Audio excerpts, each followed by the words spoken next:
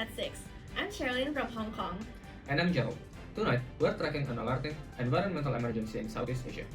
Indonesia's air pollution has hit its worst level in years, putting millions at risk. That's right. Haze-covered provinces of Indonesia are blanketing the nation. Experts say the situation is worsening rapidly than anticipated. Our correspondent Dana Lee joins us live from Bandung, West Java with the latest.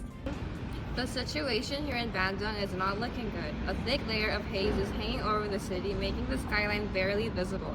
The AQI currently sits at 119 and PM 2.5 levels are 8.3 times higher than the World Health Organization's annual guideline.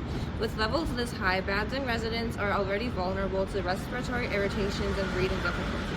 Mr. Ethan's experience just shows how hazardous the situation has been. Hello, Mr. Ethan. Thank you for joining us. So we've heard that Bandung's air quality has put your grandfather at serious health risk. Could you start by telling us a bit about that? Yes, my grandparents' apartment is from that block near the construction site industrial area. The air has gotten worse each passing day. I thought it wasn't too much of an issue until my grandpa experienced shortness of breath.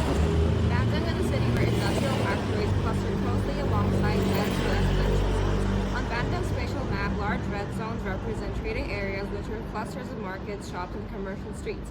These economic hubs sit right next to yellow residential zones, meaning that vehicle emissions and industrial activity directly affect people's living spaces. When we overlay these maps with socioeconomic patterns, the picture becomes even clearer. Poorer communities face higher daily exposure to PM 2.5 and industrial pollutants simply because of where they live. If we examine hospital records from Jakarta, the trend is unmistakable.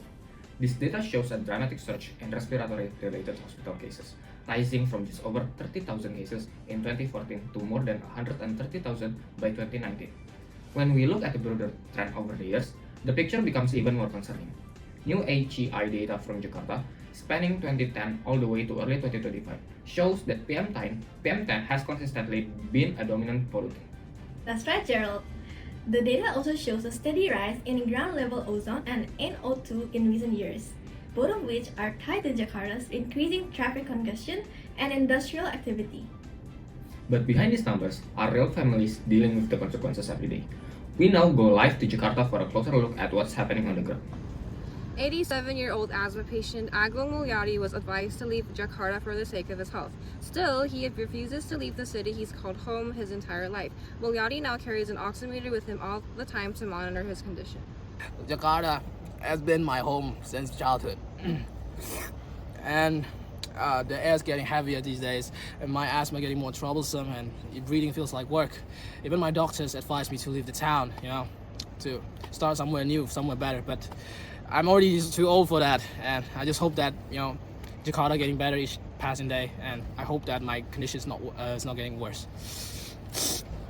Air pollution is the sixth leading risk factor for mortality in Indonesia, accounting for more than 8% of death in 2017 alone. This means those with pre-existing health conditions face heightened health risks. Those figures show just how serious the situation has become. Experts say that stronger policy measures will be essential if Indonesia hopes to curb its air pollution crisis. One proposed solution is the adoption of electronic road pricing, or EPR, a congestion pricing system designed to reduce traffic emissions in urban hotspots. That's right. Here's how the system works. Drivers may be charged when entering certain zones during peak traffic hours, typically between 6 to 10 a.m. and 5 to 9 p.m. Similar congestion charging systems have already been implemented in cities like London, Singapore, Stockholm, and parts of the United States. Moreover, profits earned by the government through this system can be used to increase public transportation facilities to accommodate more people. It has been proven that this kind of system can reduce air pollution. If this kind of system is implemented in Jakarta, it will force people to use public transportation as their daily transport. In addition, Jakarta's public transportation is ranked 17th out of 50 cities in the world, which proves that Jakarta's public transportation is sufficient to accommodate people rather than using a private car. At the end of the day, today's situation in Indonesia is a reminder that air pollution is a daily reality shaping the health and future of millions. The challenge now is ensuring that clean air becomes a right for everyone, not a privilege for a few. You're watching HKU News. More news and analysis ahead.